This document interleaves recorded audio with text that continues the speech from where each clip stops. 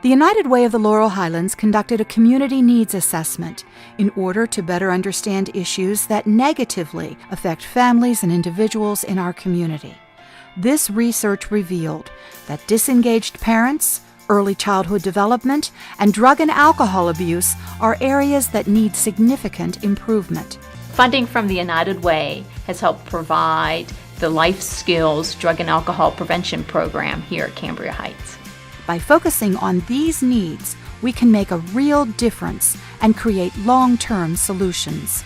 The following are just a few examples of quality programs and services making a positive and measurable impact in our community.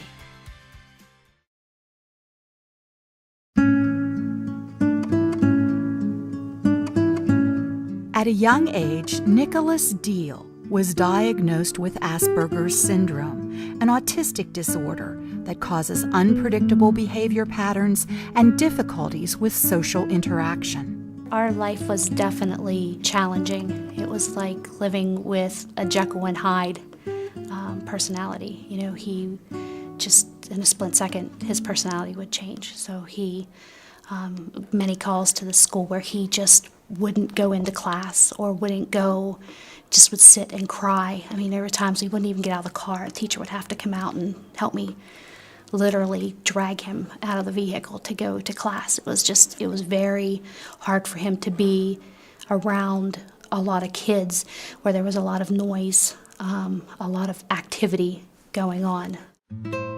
Heidi and her husband Jason made the decision to homeschool Nicholas. Although he was out of public school, Nicholas still struggled with creating healthy relationships. As a mom, you just want to fix it, and you can't. You know, and it's very difficult to not have that child that wants to, you know, be hugged or touched or. So that's challenging as a mom.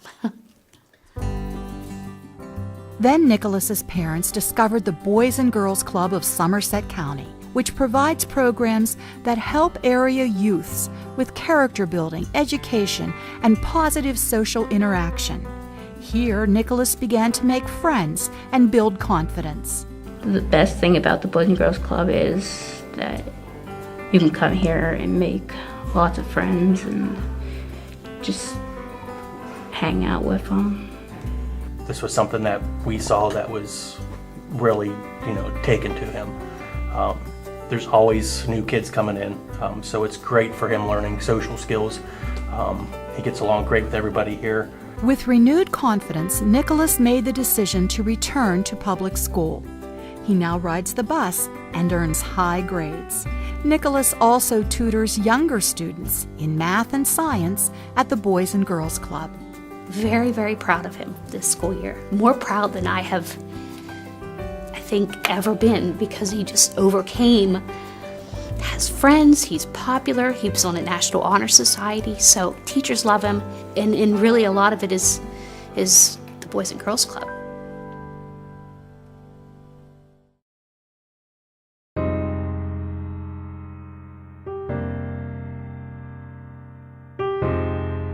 The first time he hit me, I was in nursing school.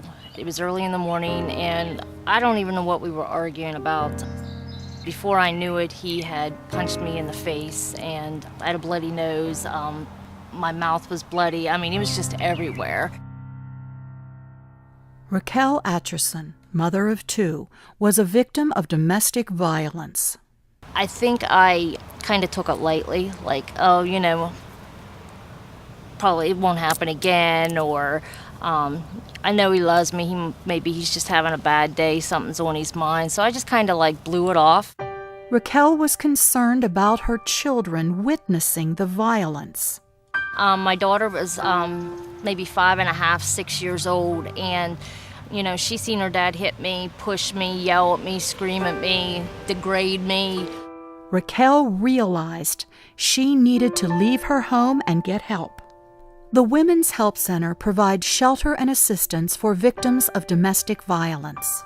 I remember when I walked in, I didn't know if I made the right decision, but there was one woman there in particular. she made things so much easier for me. You know, she was so good to talk to. I mean, she made me feel at ease a lot. Overwhelmed, Raquel informed her mother of the situation. Hardest thing I ever had to do in my life was pick that phone up, and I chose to call my mom, but it was just the hardest. I think I cried so hard that day. I sat on the steps in there were steps in there, and she gave me the phone, and I cried so hard because I was so embarrassed to tell my mom that this man was doing this stuff to me and that I ended up in Johnstown in a shelter, you know. But little did I know when I made that call, my family knew more than what I thought they knew. My mom was very upset, but she was also very comforting about it. Raquel went on to college and earned a master's degree in social services. She now volunteers at the Women's Help Center. I want women to know that things can be so hard and you can be going through so much, but you can be empowered also, and you can come out on top. You just gotta hang in there, you gotta be strong, you gotta dig down and find that strength, and a lot of good can come out of the bad.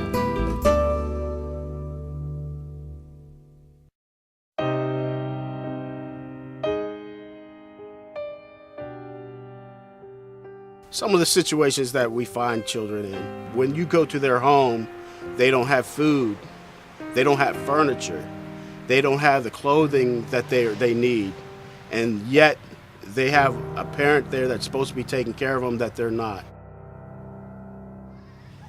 For more than 30 years, Beginnings has been providing early intervention services to young children and their families in Cambria County. Beginnings also operates the local CASA program. Rodney Hatfield is a CASA volunteer. CASA is actually an acronym for Court-Appointed Special Advocate. And what we are is we're that person that is court-appointed by a judge to speak on behalf of the neglected children that's in the CYS system. Summer, Autumn, and Tyshell were thrust into the court system when Children and Youth Services removed them from their mother's custody. A CASA volunteer became involved, spent time with the girls and their family, and ultimately recommended to the court that the family's close friends, Kim and Jim Smith, would provide the best home for the girls to grow up. When CASA recommended that the children be placed with me, it was an honor to bring them into a home that I knew they would know where they were sleeping every night. I knew they knew where their meals were coming from every day, and they didn't have to worry, and they could just be kids. And so making that decision, you know, will you take these to be your permanent children, where there was no questions, there was no thought process about it. It was just an immediate yes. I think the family that I'm here with today is the actual goal of the CASA program, and see that the children have confidence, have empowerment, and are secure with a loving, secure family that has their best interests at heart. That brings me the joy in doing what I do as a court-appointed special advocate.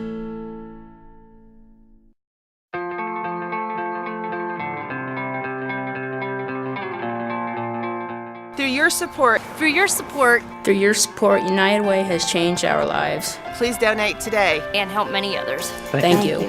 Thank you. Thank you.